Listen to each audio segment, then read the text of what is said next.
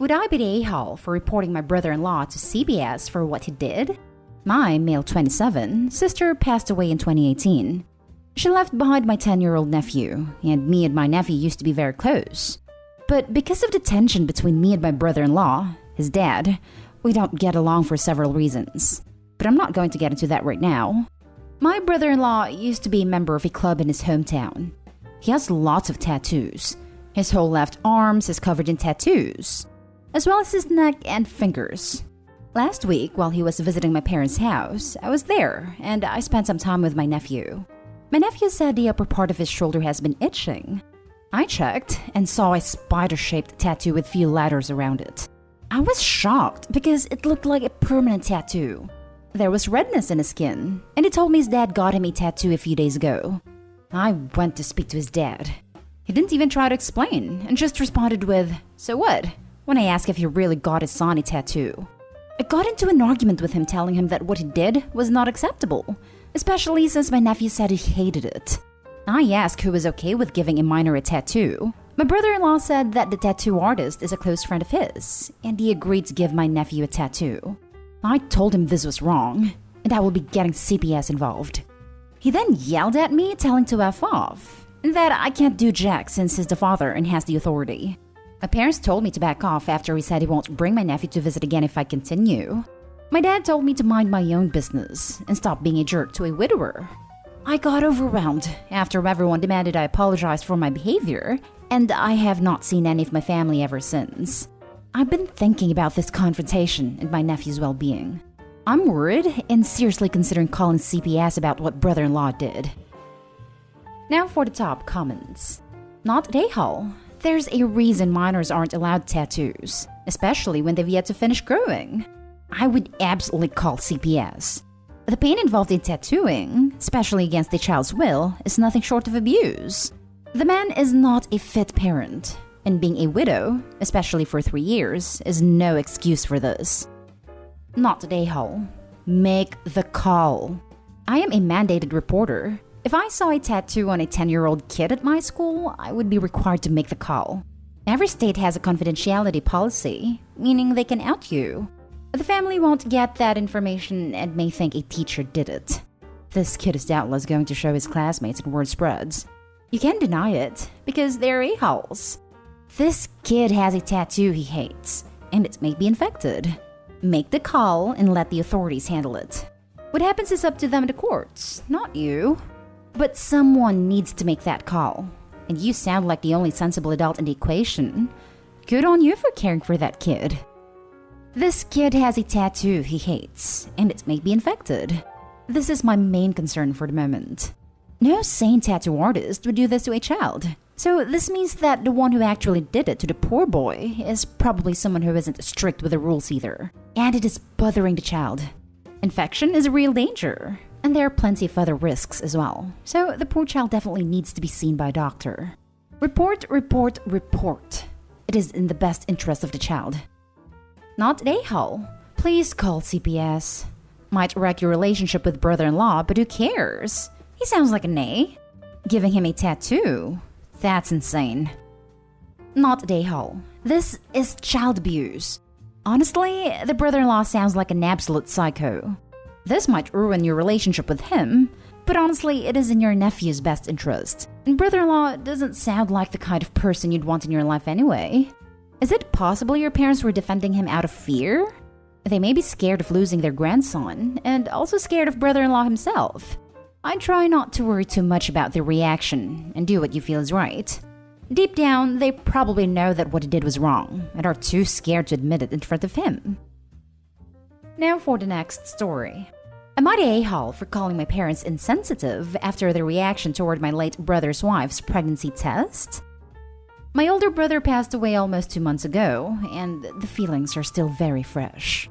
My sister-in-law, his wife, is staying at my parents' house right now because she still can't set foot in their apartment. I, 29 male, live a few houses down from my parents, so I'm over all the time right now being there with them, so we all have that support. 2 weeks ago, my sister-in-law was getting sick, throwing up and stuff, but grief makes it hard to eat sometimes. I know, because I've dropped 5 pounds and can't eat much either. But since this only recently started happening to her, my mom became ecstatic out of nowhere and said maybe she's pregnant. This really freaked my sister-in-law out, and she honestly looked terrified. My parents went on talking about how beautiful it would be to have a baby right now, and it's my brother's parting gift. This did not make her happy at all. She bought a pregnancy test that same day, and it was negative. Sister-in-law was relieved, but my parents were not. My mom told her to wait another week, because sometimes it takes a while for the hormones to change or something like that. Again came back negative. My mom is still insisting she's pregnant, and sister-in-law has an appointment tomorrow to confirm, but she's pretty certain she's not. At dinner yesterday, all they would talk about is the baby, and sister-in-law admitted she doesn't want a child right now. This really angered my mom, and she said my sister-in-law was being very cruel for not wanting her child. It started upsetting sister-in-law and looked like she was gonna cry, so I told them to stop it already. She left at the table, and I called them out for being insensitive. I said they don't get she just lost her husband. Do you really think she wants to be a single mom right now on top of what she's going through? And why would they want this pregnancy when that'll mean their grandkid will grow up without their father? I was pretty red in the face telling them this because it really got to me. All week, I've told them to leave her alone about this because it's obviously been too much for sister-in-law and they just wouldn't stop. Even when she tells them she doesn't want to talk about it. This made my mom emotional too and told me I don't understand because I'm not a parent. Then my dad got mad at me for reacting that way when they just want to be happy about the possibility of having a grandchild. But to me, it's been pointed out to them that sister-in-law isn't happy about this, so why push it and make her uncomfortable? My parents are still mad at me. Dad just think I was an a-hole for calling them insensitive and making it seem like they were doing something wrong. Sister-in-law is still a mess and anxious about her appointment. She doesn't believe she's pregnant, but says she doesn't know what she'll do if it somehow turns out she is. Anyways, I'd like to know if what I said made me an a-hole. It really pissed me off is all. Not an a-hole at all. Thank you for standing up for your sister-in-law. Your mother is understandably grieving the loss of her child right now, and has latched onto the idea that his widow could be carrying his child. Honestly, I hope for everyone's sake she isn't, because this isn't healthy. I guarantee that your mother is already thinking of this child as the reincarnation of your brother, and it will be insufferable. Your mother needs therapy. Your father is also an a-hole for completely ignoring that your sister-in-law lost her husband in his own grief for his son. Can your sister-in-law stay with you? It'd probably be better for her. I hope so too. She already told me she doesn't know if she could actually make it through a pregnancy. And I get that. But it would cause an even bigger drama with my parents, so here's hoping she isn't. We're talking about that. I told her if she's not comfortable there, she can come here. She just feels guilty about leaving since they took her in. For your information, if she's feeling sick but got 2 negative tests, she's 99% not pregnant. Typically, you don't start feeling nauseated until you're about 6 weeks pregnant or later, and that's more than enough time to get a positive test. Pregnancy symptoms typically don't appear till, well, after you've missed your period or got any positive tests, so I'm pretty sure she's in the clear. Not a a-hole. I've actually been in this situation. My husband died 6 years ago. When he died, his mother kept asking if I could be pregnant and saying how she would love to have something of my husband still left behind. She put pressure on me, and when we found out that I wasn't pregnant, it made me feel like a terrible person who couldn't give his mom what she wanted. It was a mess, and I didn't need that guilt and pain when I was already devastated over losing my husband. You sound honestly amazing for standing up for your sister-in-law. That was kind of you, and the right thing to do. Your parents need to back off and let her grieve. They are taking their emotions out on her, and it's not beneficial for anyone. Keep having her back. You're a good guy. Not a a-hole. Your parents are treating your sister-in-law like a human incubator for your brother's memories. They need to step back and realize they are being outrageous, and their behavior is absolutely unacceptable. Next story is titled, Am I the a-hole for calling my mother-in-law a bad mother and kicking her off a family Zoom call?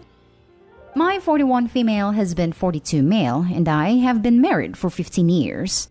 I have an okay relationship with my mother-in-law, but prefer to limit contact with her because she's very nosy and likes to gossip.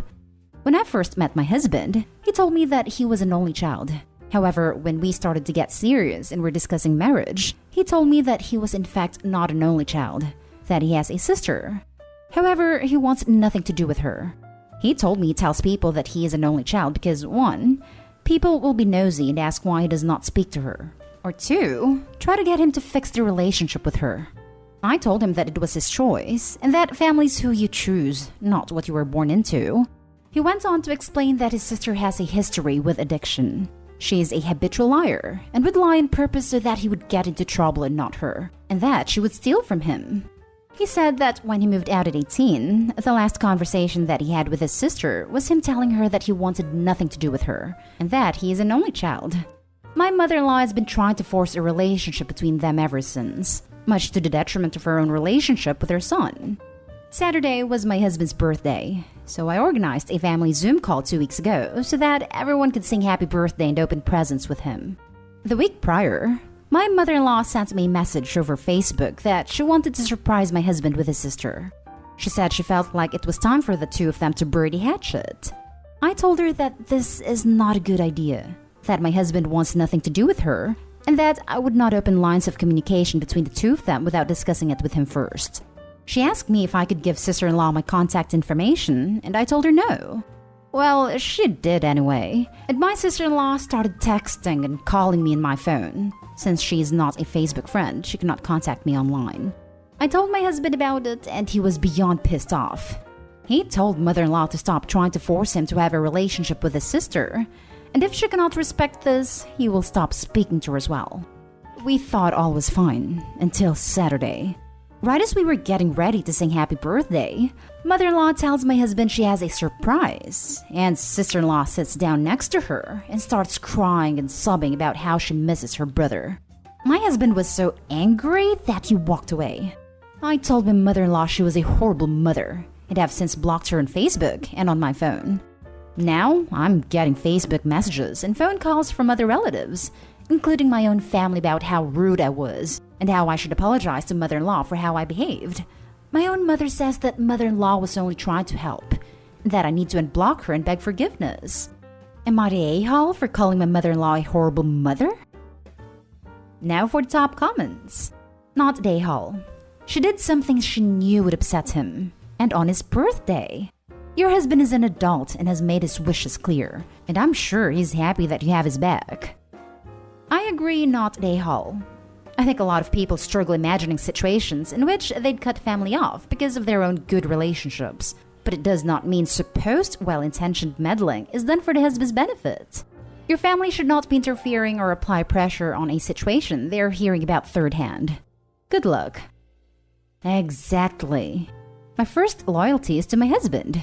He has explained why he feels this way, and his so-called mother has done nothing but refuse to respect his boundaries. If you think such blatant disrespect is acceptable behavior, then I have misjudged you, and I think it's best we do not communicate further while I reevaluate our relationship. Not the a-hole. Your husband made it clear that he does not want a relationship with his sister, and that needs to be respected. Your mother-in-law is horrible because her son has repeatedly told her he doesn't want a relationship with his sister. And instead of supporting his decision, she keeps finding ways to force one. You have nothing to apologize for. Keep her blocked and everything, and anyone who insists on demanding you apologize can join her on a blocked list. Now for the last story. Am I the a-hole for not asking my sister-in-law to go to dinner with us? My first time posting here, so please bear with me. A little bit of background. My husband, male 30, and I, female 30, have been living with my in-laws for 2 years now. I share an okay rapport with them as their expectations are a little too much for me to handle, but that's a different story. My sister-in-law, female 23, is kind of spoiled, where she pretty much gets what she wants every time and will change the story, manipulate things and lie in order to make herself look good in front of other people. She has been having issues with her boyfriend for some time, and every time she comes to me for advice and wants to hang out with me when her boyfriend stops hanging out with her. But as soon as they are on good terms or she makes new friends, she stops hanging out with me. She has never asked me to hang out with her when she doesn't need me. On the other hand, my husband and I will try to include her in our outings, dinners, if I'm going to my cousin's house, shopping, etc. So the issue arose when she found out that my husband and I went for dinner with my brother in the city and we did not ask her to go. I had not had dinner with my brother since I got married, and I barely see him as he lives away in a different city than us.